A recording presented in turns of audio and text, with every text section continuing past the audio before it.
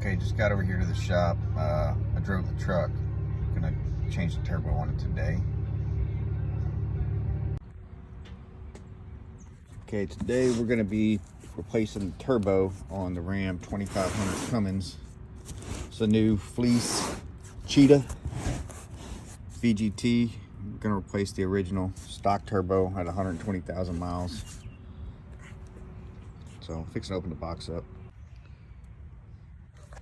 Alright, so opening up the box to the new Fleece Cheetah turbo. Let's see what we got here.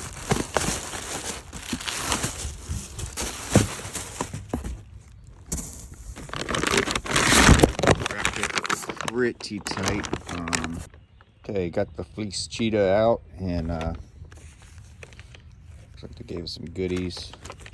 It's the turbo, new Hall set actuator. Let's see what's in our swag pack here.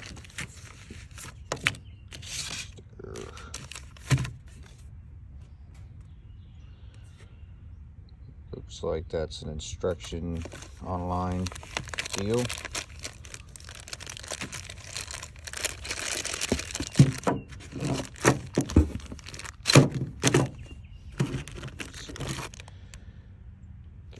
Gaskets, new studs, new nuts.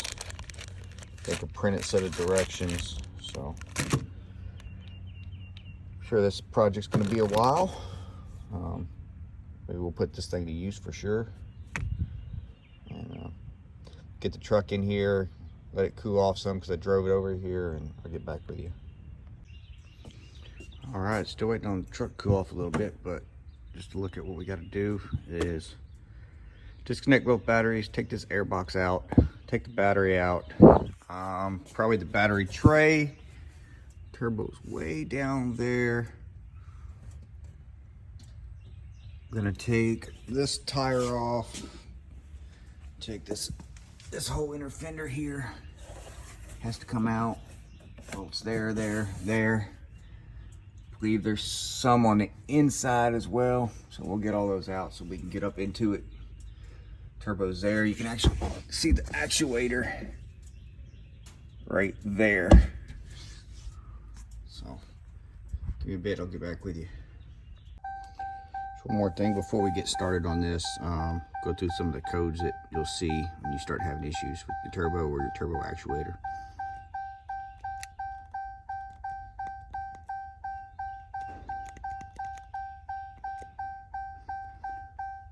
POOAF turbocharger, boost control.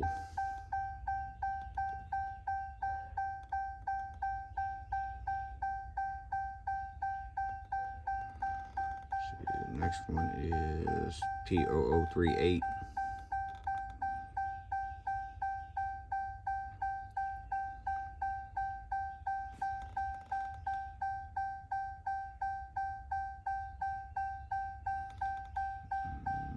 Position, yeah, so that's the position exceeding learning limits code there. So another boost, I think it's overspin. Solenoid.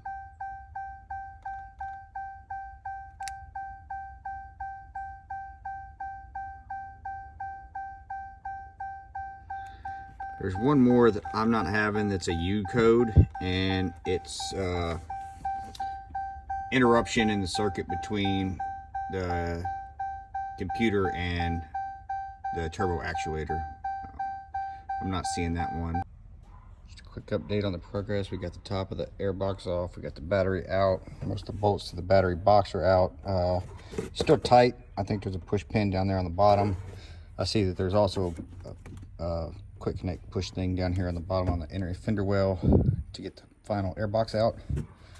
So we'll get those out once we get this tire off and we get this inner fender out where they're easy to get to, and then we should pull them out. Should give us a little bit more room to work. We'll get this boot off, disconnect some more of these lines, get them out of the way so we can see what we're working with, and get back with you after that.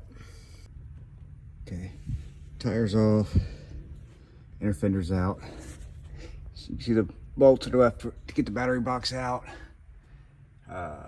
Push pin, that bolts for the battery box. And there's some clips to get the air box out. Still a long way to get to that turbo, but we'll keep chipping away at it. Something I learned the hard way, this connector here on the intake. First I tried to take it off here. It's in there pretty good. I didn't want to tear up the hose, so I moved up to the next one. Same thing, didn't want to come out. Finally followed it all the way up to the sensor up there, right there.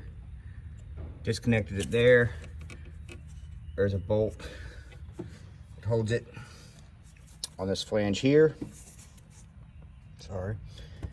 And comes off of there, off the sensor pretty easily, and then you can pull this whole thing out. Okay, so I got the airbox out.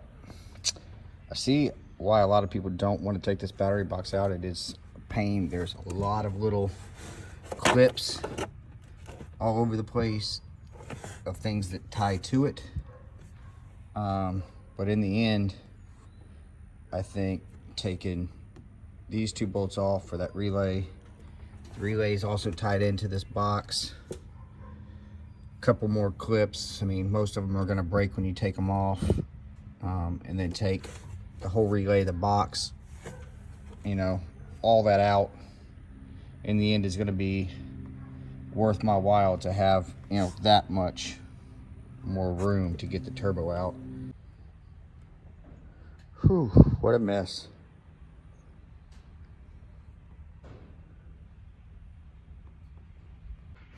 All right, I think it's time we get under here. We're gonna drain the coolant out and get ready to start disconnecting the coolant lines and oil lines and all that stuff. Okay, so the next step is we got to drain the coolant out so we can get these lines off. And you can't really see it, but there's an Allen screw up in there and a drain. I don't even know what I'm showing you, but there's a drain where you could drain the coolant. The manual says to take the cover off the top, take the grill off, take a lot of other stuff off, and come at that from the top. And I think I've even seen some people say they take the power reservoir loose and move it over, but I can reach mine from the bottom. I can't see it. I can put my hand in there, I can feel the nut, I can feel the drain valve, so I'm gonna do it that way.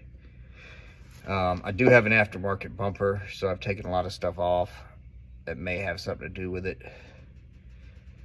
I don't know on a stock truck with a stock bumper if you'll be able to access that. Maybe I've got some plastic missing, I don't know, but it doesn't seem to be too bad.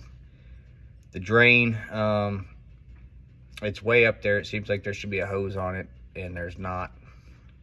This truck was in a collision before, so maybe it did get put back on there. I'm not sure. I may try to find a hose and put on there so I don't make too big a mess when I open it up to drain it. But I'm going to change the coolant anyway, so it shouldn't be too bad. One more look at it from the top, and that's, I can see the petcock down there. I don't think the camera wants to zoom in, but it's down there. I can see it. I don't have to take anything off from the top either. I don't know if it's the model year or just some things got moved out of the way when the bumper was replaced. Well, I guess while that's draining, we'll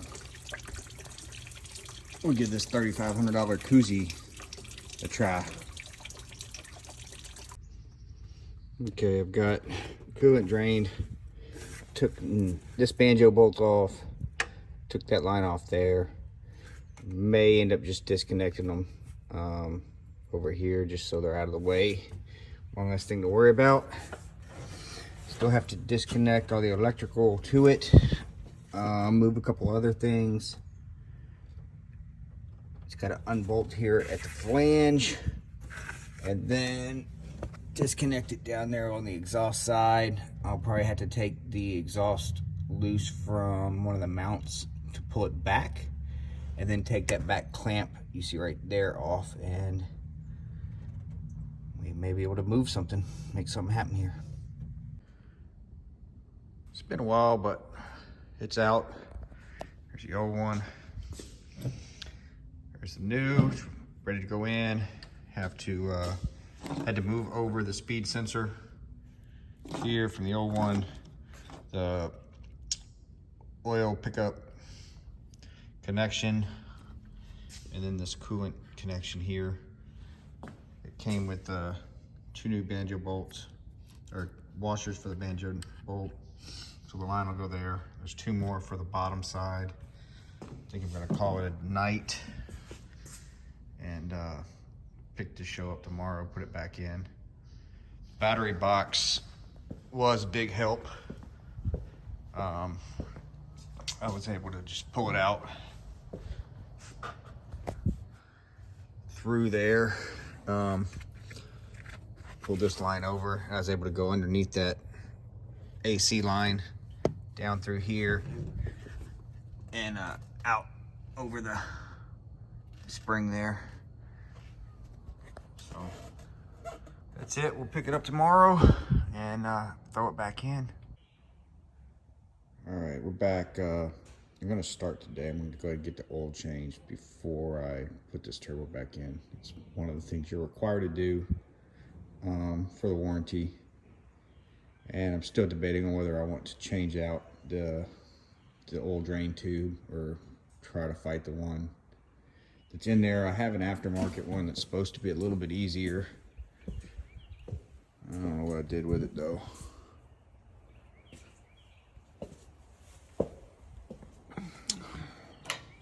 So, see, this one's got a seal here, whereas the other one has, you know, a full machine surface there and a gasket that you got to try to, this end goes in the block, this end goes up, and you got to try to fight it all at the same time. Keep the gasket on there, get the bolts in there, bolt it up, make everything work, and doesn't look like it's gonna be the easiest, so I may try to change it, but getting this compression fitting out of the block and this one back in is also gonna be a chore, so I may try my luck and see what happens. All right, so I decided I'm gonna go ahead and use the aftermarket drain tube that I got over there. This is the one that came out of it. I got it out fairly easily. Like I said, with the amount of room that I made, I was able to get in there and tug on it, twist it, and it didn't take long, maybe 30 seconds, it popped out. Wasn't the fight that a lot of people say it was, probably because I had the extra room and was able to get on it. Last night, the instructions say don't use any gasket material, and the biggest fight on these that I can see people having is once you have the turbo set back in, this is in the block, this piece goes to the bottom of the turbo, so you've got to come in from underneath through a lot of stuff, let's do here, and at the same time keep that gasket flush and where it needs to be and not pinch it and all that stuff. And that's probably one of the biggest hassles of doing this job. So despite what it said last night before I left, I put gasket sealant, not like the putty Permatex material, but just sealant, it's thin, and glued it to it on one side so that I didn't have to fight the gasket to stay on, which I don't know if that was going to work or if it would have caused a leak or not. Like I said, it sits flush. It's just a red, thin, liquid type sealant just to make it stick there. So it might have done the job, it might not have, I don't know, it's worth a shot. But I'm going with a new one, so we'll see how that works. Hopefully it's good. Like I said, the new one has a seal around here that's built in, so yeah. All right, so the new drain tube's installed. See the gasket I was talking about there? It makes it a little bit easier. Just get my fingers out the way here. It went in, it wasn't too bad. It takes some muscle for sure, push it, that compression fitting in, but it's in. Just Monday morning, quick update, got the turbo done, back in, truck's running. Will say that I think the Cheetah aftermarket tube was a lot easier than what I hear people say the stock one is. you're thinking about doing it, it's not undoable by your average person, but it's a task for sure. So good luck.